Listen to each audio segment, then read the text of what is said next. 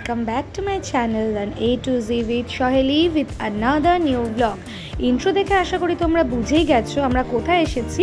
আমরা আজকে ঘুরতে এসেছি হায়দ্রাবাদে, আর আজকে দাঁড়িয়ে আছি হায়দ্রাবাদের দ্য মোস্ট ফেমাস প্লেস চারমিনারের সামনে। তাহলে চলো চারমিনারের ভেতরটা তোমাদের ঘুরিয়ে দেখানোর আগে আমরা এর হিস্ট্রি সম্পর্কেও কিছু জেনে নিই। চারমিনার হলো হায়দ্রাবাদের একটি বিখ্যাত স্মৃতিস্তম্ভ এবং শহরের একটি গুরুত্বপূর্ণ প্রতীক।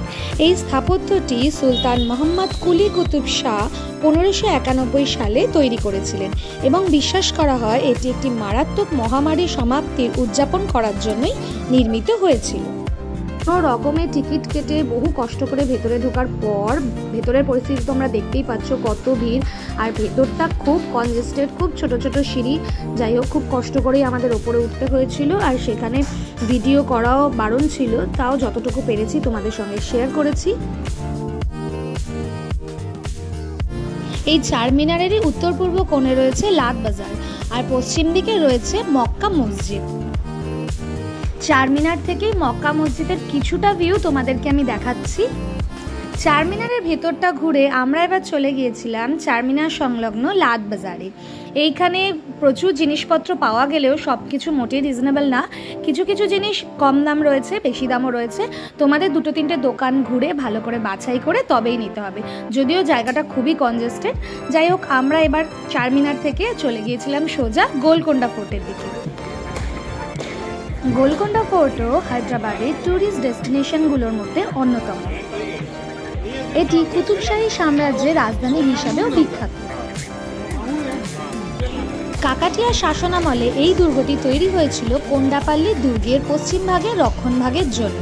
রাজা কৃষ্ণদেব পাহাড়ের শীর্ষে এটি তৈরি করেন। এরপরে তার উত্তরসূরি কন্যা রুদ্রমা দেবী এই দুর্গটির দায়িত্ব পান। তারপরে 1495 সালের দিকে এটি জায়গির হিসাবে দেওয়া হয় কুলি কুতুব শাহকে। মূলত বাহমানি সালতানাতের অধীনে গোলকোন্ডা ধীরে ধীরে খ্যাতি লাভ করেছিল। বাহমানিরা মাটির দুর্গকে গ্রানাইট পাথর দিয়ে সংস্কার ও সম্প্রসারণ করে।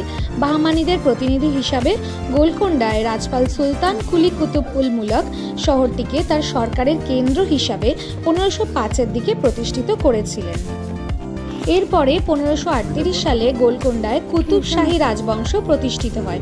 62 বছর ধরে মাটির কেল্লাটি প্রথম 3 জন কুতুব শাহী সুলতানদের দ্বারা বর্তমান কাঠামোতে প্রসারিত হয়েছিল, যা গ্রানাইটের এক বিশাল দুর্গ হিসাবে প্রায় 4 কিলোমিটার পরিধি নিয়ে বিস্তৃত ছিল। হায়দ্রাবাদের রাজধানী স্থানান্তরিত হওয়ার পরে 1590 অবধি এটি কুতুব শাহী রাজবংশের রাজধানী ছিল। আস্তে আস্তে করে উপরে ওঠা যাক। এরপরে দুর্গটি 1687 সালে পুরোপুরি পরিত্যক্ত হয় এবং যখন মুঘল শাসক আওরঙ্গজেব হায়দ্রাবাদ দখল করেন তখন দুর্গটি মুঘল অধীনে চলে আসে। এই দুর্গে প্রবেশ করার জন্য প্রধান 8টি গেট এবং 4টি স্থানান্তরযোগ্য ব্রিজ আছে। বালাহিসার গেট হচ্ছে প্রধান প্রবেশপথ। এটি পূর্ব দিকে অবস্থিত। ভিতরে আছে রাজকীয় আবাসন এবং দরবার, মন্দির, মসজিদ, অস্ত্রাগার ইত্যাদি। একদম নিচে আছে সর্ববহিস্থ দেয়াল, যা দক্ষিণ পূর্ব দিকে অবস্থিত ফতেহ দরজা দিয়ে অতিক্রম করতে হয়। ফতেহ দরজার অর্থ হল বিজয়ের দরজা বা ভিক্টরি গেট। সম্রাট আওরঙ্গজেব সৈন্যবাহিনী বিজয়ীর বেশে এই দরজা দিয়ে প্রবেশ করেছিলেন। বড় লোহার স্পাইক দ্বারা গেটটি অলঙ্কৃত। কথায় আছে যে দরবার হল থেকে পাহাড়ের পাদদেশে অবস্থিত একটি প্রাসাদ পর্যন্ত গোপন সুড়ঙ্গ বিদ্যমান। চারমিনারের দিকেও একটি সুড়ঙ্গ আছে বলে বিশ্বাস করা হয়।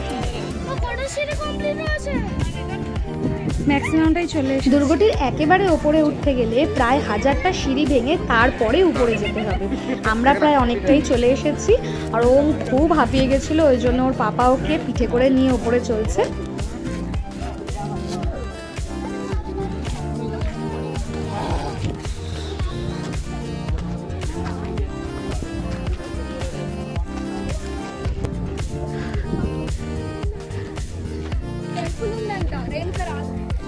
সিঁড়ি উঠে অবস্থা খারাপ হয়ে যাচ্ছে।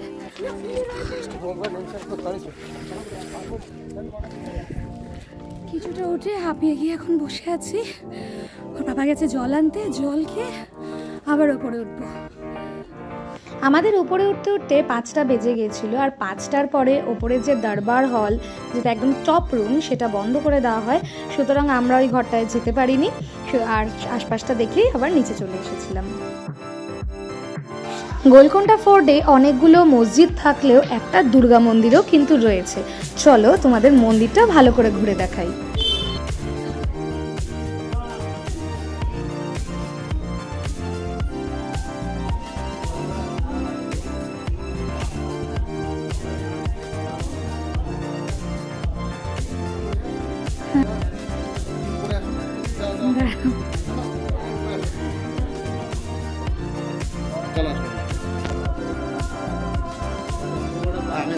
মন্দিরে পুজো দিয়ে এবার আমাদের নিচে নামার পালা। আমি তোমাদেরকে সাজেস্ট করব যারা যারা গোলকোন্ডা ফোর্ট ঘুরতে যেতে চাইছো তারা একটু বেলাটা কাটিয়ে তারপর যেও, কারণ যদি তোমরা সকালবেলা যাও ওই রোদ্দুরের মধ্যে তোমাদের ওপরে উঠতে প্রচণ্ড কষ্ট হবে। যদি মোটামুটি 3টের পরে যাও তাহলে সূর্যটাও একটু তাপটাও কমে যাবে, তাহলে তোমরা ভালো করে চারদিকটা এনজয় করতে পারবে। আর এটা হচ্ছে গোলকোন্ডা ফোর্ট থেকে ভিউ। দেখো ম্যাক্সিমাম শহরটাই এখান থেকে দেখা যাচ্ছে, অসাধারণ লাগছে। আর সূর্য ডুবে গিয়েছিল, হাওয়াও চলছিল খুব সুন্দর। এইখানে দাঁড়িয়ে মনে হচ্ছিল যেন এখানেই থেকে যাই।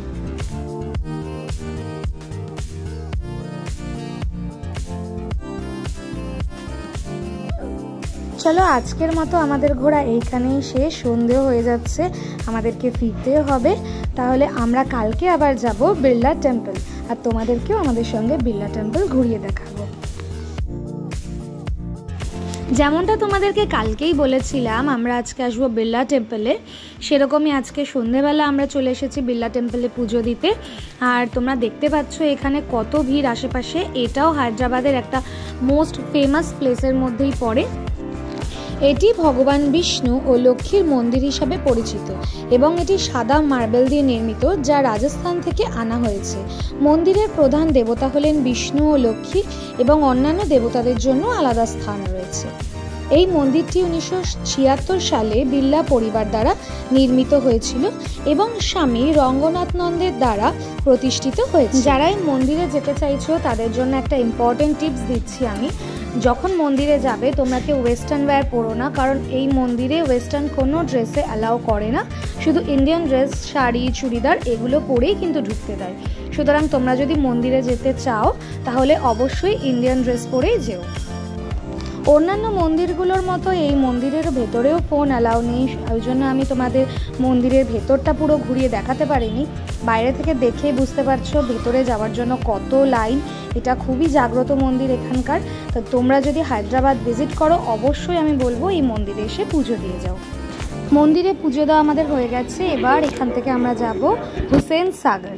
চলো তোমাদেরকেও সাথে করে নিয়ে যাই।